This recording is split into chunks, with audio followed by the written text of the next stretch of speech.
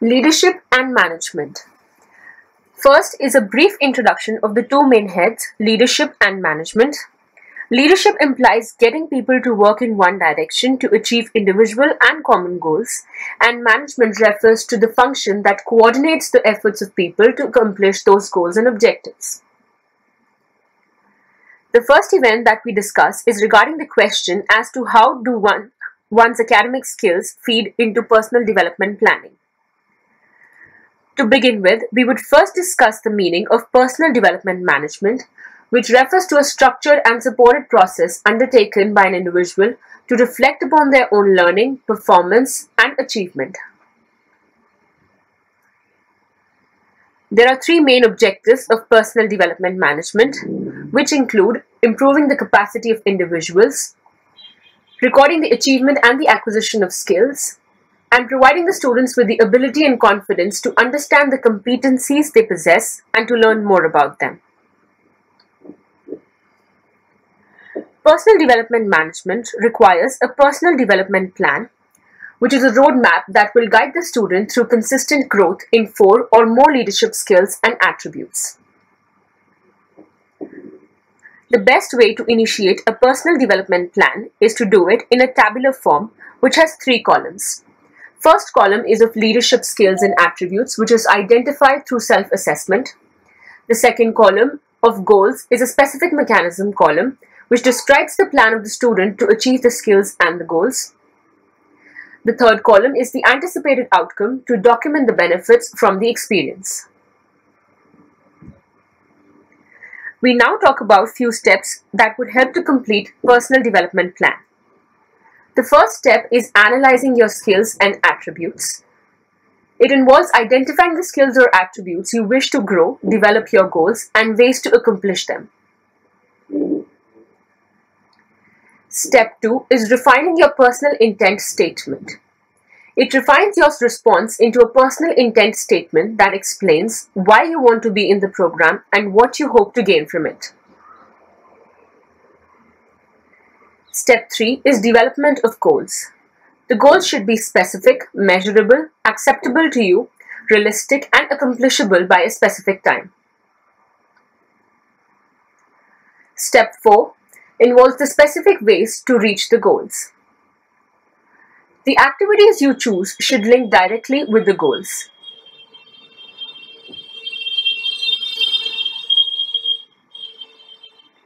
Step 5 is the anticipated outcomes. The activities you choose to do should provide the mechanism to achieve your goals.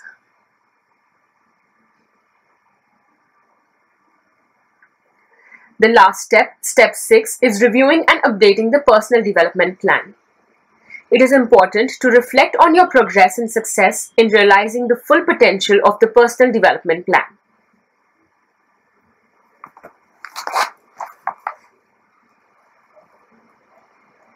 The second event we talk is of Courage to Stop the Challenge, headed by Leadership and Executive Coach Kish Madasya.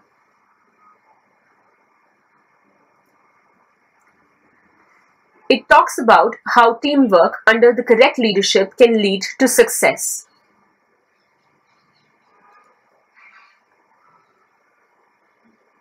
We focus on leading a team of people to simply leading your life.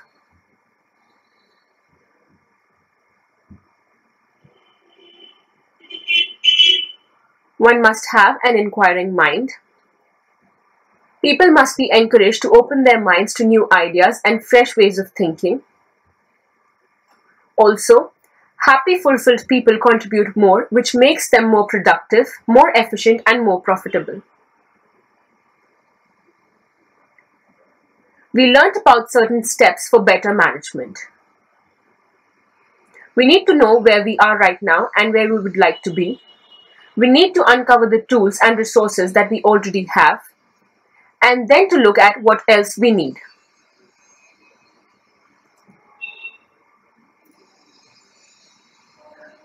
We talked about one-to-one coaching. The aim is to listen without judgment and to try to find out about oneself. Also, we must work together to identify our skills.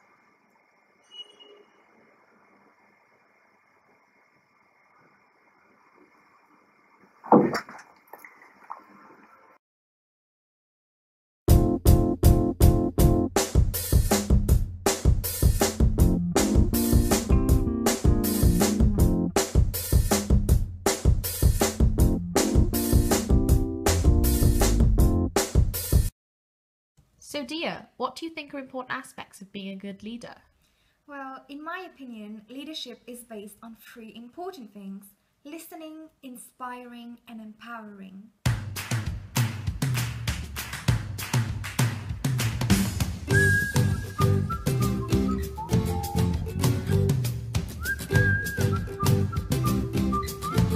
Preview.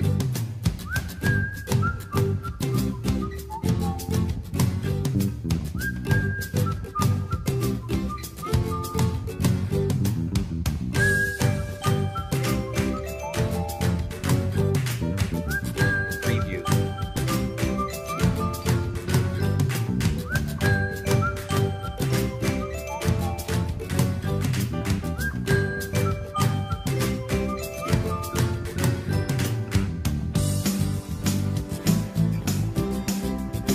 So Jane, what do you think makes a good leader? Leadership to me doesn't have a universal meaning. We each possess qualities that makes us an exemplary leader. I believe that I'm an empowering leader because I'm able to share power and delegate decision making to my subordinates. Take a look, for example, at Bill Gates and Richard Branson. What have you learned in leadership this year? I have learned how to develop my entrepreneurial skills. I have gained confidence in risk-taking and I am determined to overcome problems I have faced. The skills I have gained during this year has inspired me to put my business plan into action and realise my leadership competencies. I think leadership is when an individual takes action to guide a group of people towards a common goal through encouragement, motivation, and empowerment.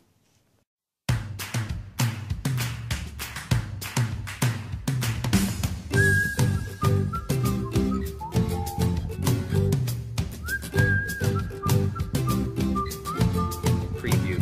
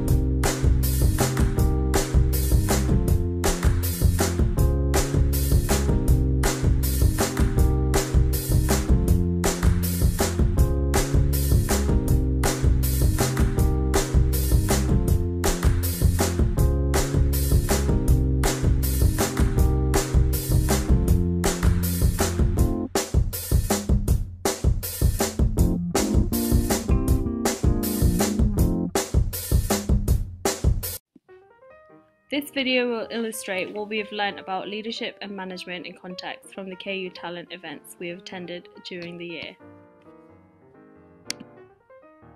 This is a list of the events we attended which supported our learning of the module. Each one gave us a unique insight into leadership and management in context. Effective communication is key to being a great leader. This was clearly demonstrated by Jeremy Todd in his communication and networking workshop. The workshop demonstrated how an individual's verbal and non-verbal cues can affect the people around them. It gives us the possibility to positively and negatively express ourselves through the use of body language. Jeremy Todd expressed that as a leader, it is crucial to be aware of the way you come across in front of the people around you, and how this can influence, motivate, and distress those around you. Your social skills and ability to manage relationships can shape the response you attain from your counterparts. The workshop supported our understanding of the importance of effective communications in social environments as well as in the workplace. Personal branding is what makes you unique and differentiates you from your peers. It is essential to recognize your strengths, weaknesses, skills, and attributes to successfully create your personal brand. It sends a clear message about who you are and what you have to offer. Your personal brand defines your leadership style and managerial capabilities. Having a strong and clearly defined personal brand gives you more confidence and helps build a positive reputation within the workplace. The workshop taught us that it is important to be self-aware so that you are able to see yourself the way others around you would. Being self-aware also allows you to accurately understand what your strengths and weaknesses are and how you can develop yourself personally and professionally. The CEO of Integral, Harper Sandel, spoke to us about the importance of adapting to change and of constantly developing yourself and your business in a strategic way. Relating back to what we've learned about leading in a VUCA world, understanding that you are in a VUCA environment allows you to keep up with changes in the external environment. He talked about the importance of being prepared for difficult situations and strategically planning for unpredictable events. This involves staying calm and thinking clearly despite volatile surroundings.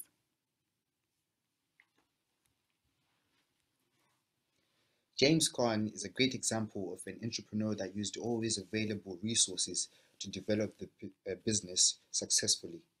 He spoke to us about how he focused on small goals and used these to develop Alexander Mann solutions. He effectively used the infatuation method and used his unique skills and resources to build a recruitment agency. He spoke to us about how he overcame obstacles throughout his journey and stressed the importance of being resilient. This links to Dwayne Reed's lecture where he explained that entrepreneurs are unafraid of failure. They take calculated risks and learn from their experiences. They're determined and self-reliant and have a way of finding solutions for problems. This mindset involves quickly sensing opportunities and acting quickly and decisively to exploit them. From the earlier slide, we know that effective communication plays a vital role in leadership. There are also other factors that need to be taken into consideration for effective leadership, such as networking links and negotiating skills. Rathisan Yoganathan, the co-founder of the Levara Group, clearly displays these traits. This approach relates to the bird in hand principle of effectuation. Levara built a business from limited resources using their knowledge of the market and existing skills. The KU Talents events were critical in seeing practical applications of the theory we learned in lectures. They showed us how we could implement what we learned in the context of leadership and management. Thank you for watching.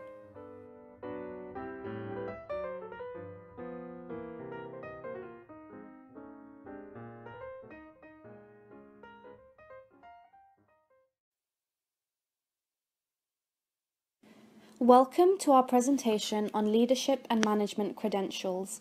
We will cover the different KU Talent events we attended, with further insight into how our future aspirations linked in with the leadership styles we acquired from these specific events. We hope you enjoy our presentation. Retail Careers Uncovered. Being an existing customer, I was more familiar with the ethos of ASOS. Representatives explored charismatic leadership styles, requirement for employability, history of ASOS. I found ASOS's business model attractive, therefore done further research into the graduate scheme. KU Employability Event. The first half of the employability event's representatives discussed their long-term goals, promoted and attracted students with freebies, leaflets, cards and posters. They engaged with the audience pretty well. What it involved: the KU Talent hosted Retail Careers Uncovered at Kingston University, and this allowed us as current students to gain an insight on employability. It also showed what type of career opportunities were offered to us. There were many job sectors to choose from, such as marketing, HR, merchandising, finance, and many more. The second half of the event allowed students to ask questions on what makes an attractive candidate. With being informed on the certain requirements expected from employers, we could see that by working with a firm managed with charismatic leadership styles creates positive and future-oriented goals, increased self-determination and communication. Overall, leaders were able to reach out for people, which motivates candidates to apply for certain job roles. Attributes and skill learnt. Interpersonal skills, teamwork, working individually and under pressure, known as emotional stability, founded by Goldberg. Communication significance, founded by Mumford. Self-determination, leadership capabilities. On the 9th October 2014, James Khan hosted a presentation at Kingston University. James Khan is known to be a successful entrepreneur, also associated with BBC's Dragon's Den. We learnt many aspects about James Khan and carefully decided to take up this opportunity to gain an insight on the entrepreneurial world. In 2004, James Khan was founder of Hamilton Bradshaw. James had potential of recognizing opportunities and threats. This is a positive aspect for leaders as it can help in the long-term success of business. We believe that James is a transformational leader as his personality offers responsibility, fairness and honesty. Moreover, Khan inspired us to be motivational. By attending the speech given by James Khan, it was effective than any other form of communication as the vision of succeeding in a business was made clearer as he engaged with the audience with the way he communicated and spoke out to us, which demonstrated strong leadership skills and capabilities. This motivates us as students to succeed with an overwhelming performance both in university and outside in the business world. Attending the James Khan event, the experience in the workplace is not needed, but if you are willing to put 100% in your idea, nothing is impossible. Furthermore, if I was going to be an entrepreneur or leader or have ownership of my own business, I will have to take risks and opportunities at the right time. But in order to succeed, I will have to take into account that failure will come as a part of my success. I've also identified what I've learned personally. The stuff that I learned, firstly, is by having the correct attitude and approach to contacts, this will benefit me in the long term as I will have support from the right people. I identified my strengths, which are communication, determination. I would say I'm a risk taker and I'm creative. I've also looked at my weaknesses. I've only got two, which are I get distracted easily and I have the lack of adequate experience that will lead me to my future career. For someone who personally has a keen interest in finance, this event gave the opportunity to hear about internships, placements and graduate schemes within banks, accountancy firms, financial services and insurance companies. The potential employers who attended the event included Barclays, Santander, HMRC and the National Audit Office. The types of positions on offer included finance and accounting, operations, HR and business and marketing. One thing we learnt from the event is that personality and networking is key. It's not just about academic success, it's about the way one presents themselves. Although the event informed us of all the different roles available, most importantly, industry pros were on hand to offer advice on how to secure a role within this sector and how to make your application stand out.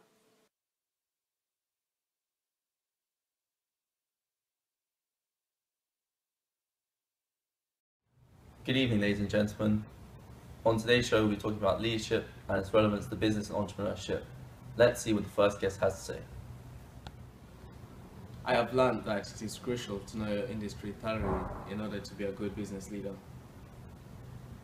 My visit to the business plan event with Zishan bestowed an understanding that it is crucial to know your industry while entering the market for the first time. Moreover, it was evident that you must be able to know your industry participant, distribution patterns and competition, and also the buying patterns.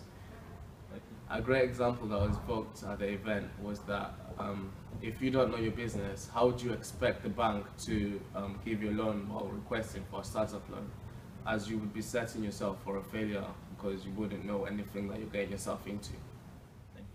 I believe to be a strong leader, you need to know how to meet people in order to build a relationship. It may sound like it's not that important. However, due to recent events that I have attended, I have realized how important networking really is. It's not so straightforward though.